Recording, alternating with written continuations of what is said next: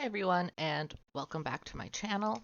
In this video we will be doing my September currently inked, and this is actually my second time filming this video because like a fool I did not check to see if my mic was muted when I was filming originally, and it was. So that's fun. So that means I'm just doing this again. Do I want to be doing it again? Not really, but here we are. Anyway, before we get started with my September currently inked, let's just do a quick review of my August currently inked. And I have to say, the winners of August my were my Jinhao 10 inked with Diatramentus Document Sepia. I kept reaching for this. It actually did not dry out as much as I have experienced in the past with some other inks, which is amazing. And I actually wrote this one dry and had to refill it a second time. And honestly, I think I'm going to keep refilling this one as many times as I desire until I get sick of it. So, thumbs up, huge win. Love it. And the second place MVP is my Leonardo Memento Zero Grande in Dahlia Eveline, inked with Diamine Celadon Cat. This was a carryover from the month before. I still had ink left in it, and I liked it enough that I had carried it over into August, and I actually wrote it dry. But I kind of wanted to have a new color in it, so there's that.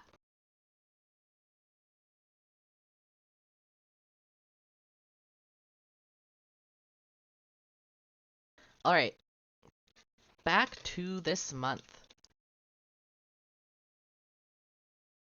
This month I was mostly inspired by the fall leaf colors as we are moving into the fall here in the Northern Hemisphere. And I'm starting off with a swatch of Diatramentus Document Sepia. Do I need to do this swatch? No, but I want to.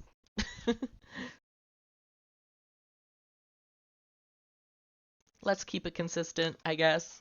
So yeah, I have a lot of subdued colors this month in some browns, pinks, red, to reflect the changing leaf colors. Due to the really hot weather we have been getting this summer, our leaves have actually been turning brown early. Not even fun colors or anything, just straight brown and crispy because they have been stressed out by the lack of water.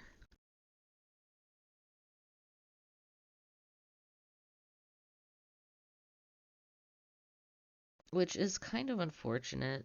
That means this fall we won't be getting many colors. There are a few trees that you can see changing color normally, but it won't be as many as there usually is. These poor trees are just not used to temperatures that feel like 40 degrees out, 40 degrees Celsius, and I don't blame them. I am also not used to, nor am I built for that kind of heat. I am pale as anything and just get sunburnt.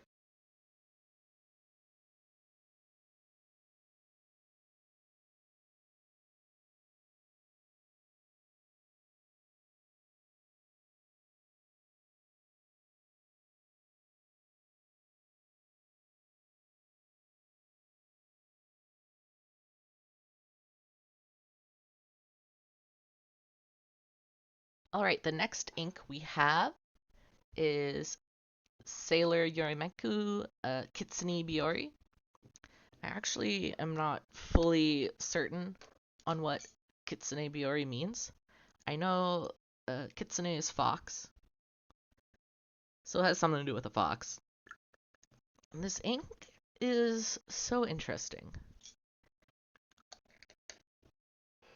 It goes down this kind of grayish brown, but as it dries, it turns slightly pink, and it still has its shading as it dries too. So some parts will be pink, some parts will still be that brown gray. But it's really fun. I really like it. And I have it inked in this pen I got from Just Turnings, which I absolutely love. It is inked with a fine Jowo nib, silver. And with this pen, I saw it on Just Turning's Instagram page and was like, I need this immediately. And I told myself, if I can wait or last until the end of the month, I will buy this pen.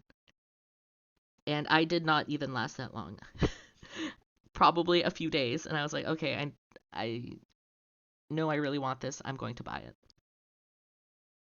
The blank of this pen is not actually named, but I do know it is from Brooks Blanks.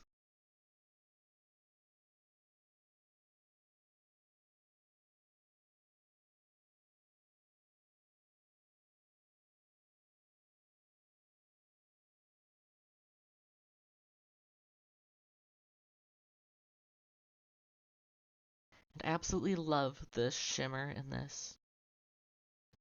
Gorgeous. And that hint of like teal, it really makes it pop.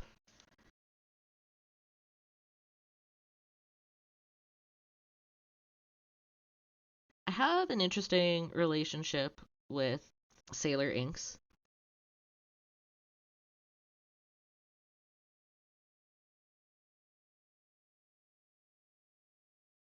I find them to have quite a strong smell, a chemically smell. I'm not sure if any of you are familiar with the smell of cortisone cream, but that is exactly what it smells like to me. It's pretty wild. Fortunately, I do not write with my nose right up against ink. That would be pretty interesting of me to do. So I only really smell it if I'm doing like huge swatches. Next up, I have this cute little bottle of Jacobin Rouille d'Encre, which is such a nice desaturated rusty pink, which haha means rusty anchor.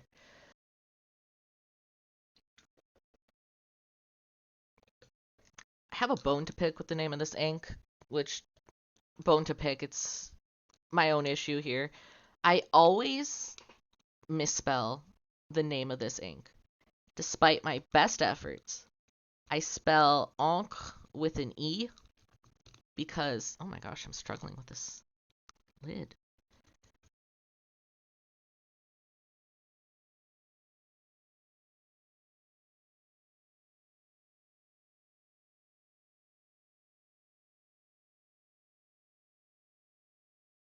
Well, okay. As good as it's gonna get. Yeah, despite my best efforts, my mind subliminally is like, this is ink. I'm spelling encre instead of encre. So ENCRE instead of ANCRE. So I'm spelling ink instead of anchor. And I have it inked in my Leonardo Memento Zero Grande in Dahlia Eveline with an extra fine nib. I just love how closely that ink matches the red shimmer in here. But yeah, let's hope that this time I remember to spell it correctly. And if I don't, please don't judge me.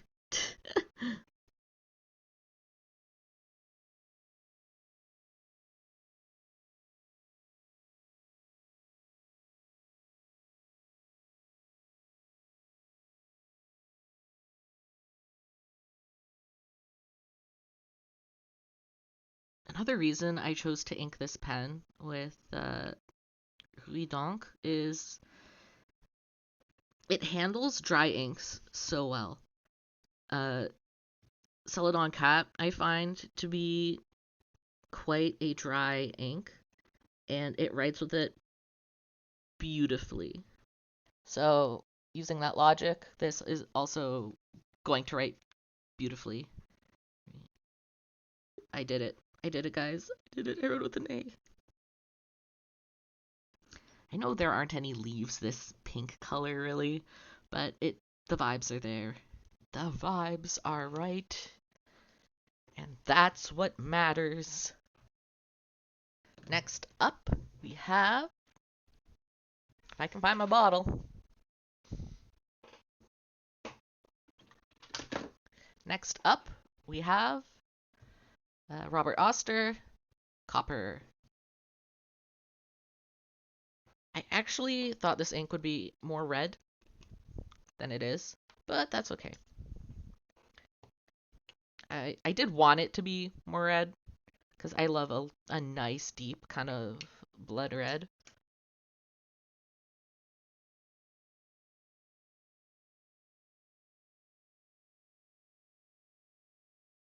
Like I said, it is a color I do like. Oh, shit. It's almost like a darker version of Huidonk.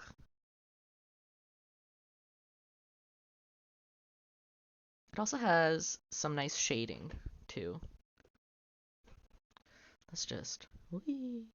Wow, look at that. Basically, I expected this ink to be more warm toned than it is. It's a bit cooler toned. And I have it inked in my TWSBI Diamond 580 Smoke Rose Gold. I actually got this pen at a stationery shop with my supervisor.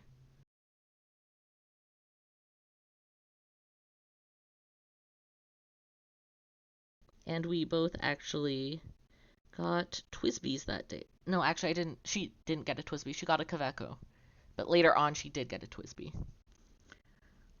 Yeah, she got a Kaweco, and I got this TWSBI Diamond. And it has a medium nib.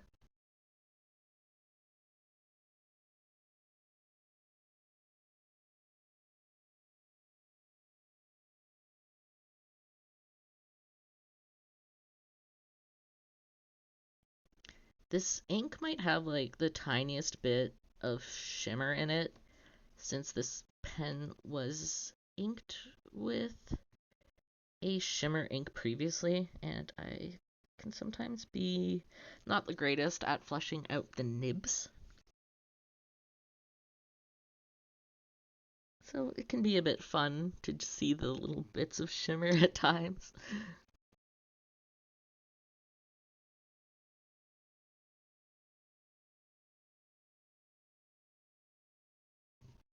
It writes very nicely in this pen, I will say.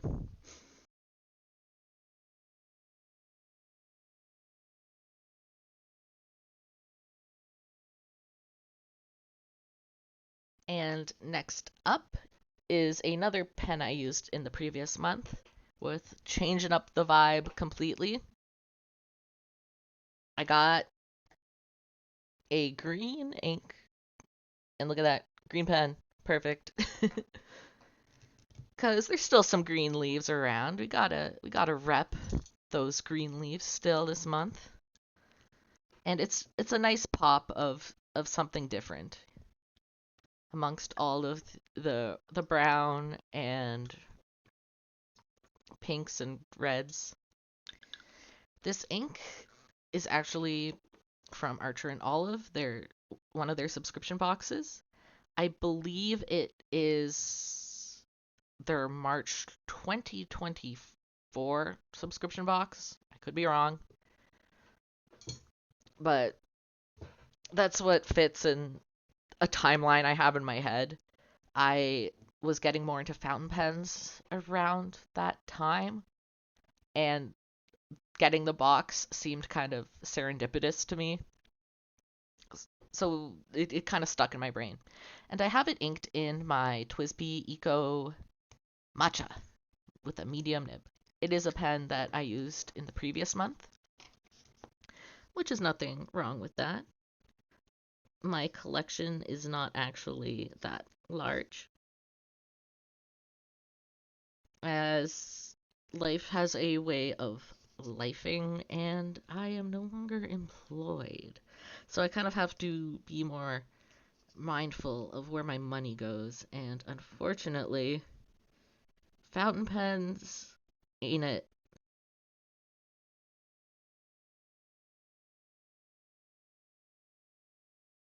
This ink doesn't actually have a name,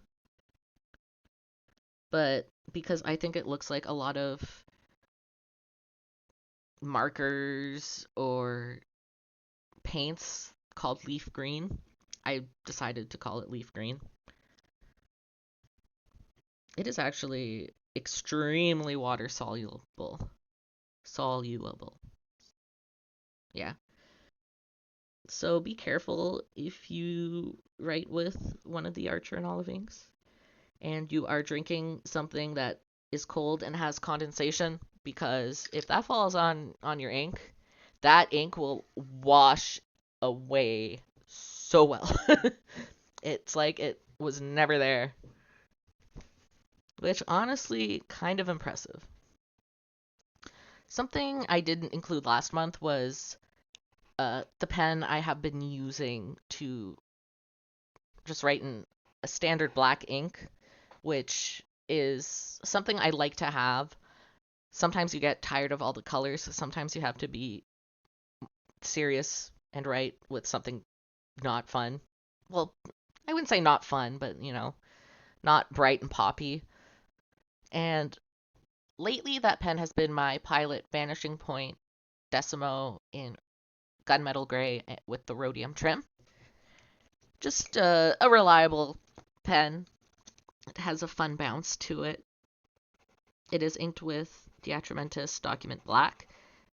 I used to use not Diatramentis, Platinum Carbon Black ink, but I don't know. I kind of fell out of love with that ink.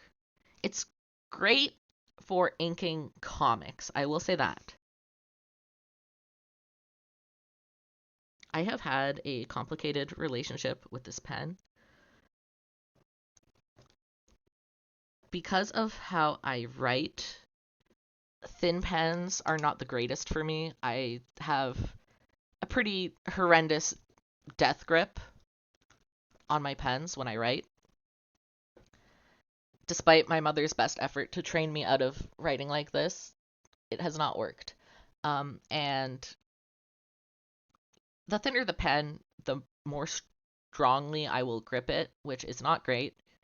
So a thicker the pen is, the more relaxed my grip will be on it. And because the Decimo, that is a fine tip, because the Decimo is the smaller version of the Vanishing Point, I grip it harder. So we've had a tumultuous relationship, but I think we have since worked through our differences.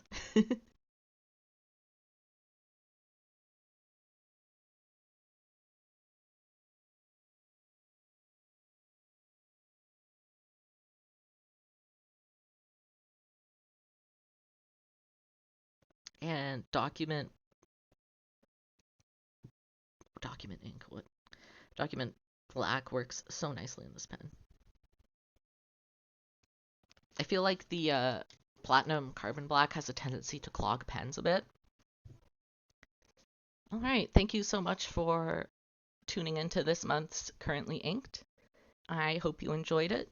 I am looking forward to using a lot of these pens with the color combinations this month. I feel like they are great matches with each other. Well, maybe not the Just Turnings one. I just really wanted to use that ink and that pen this month, so unfortunately for as far as color combos go, that one kind of got the short end of the stick, but it is what it is. I'll still use it. Thanks for watching. Hope to see you in my next video. Bye.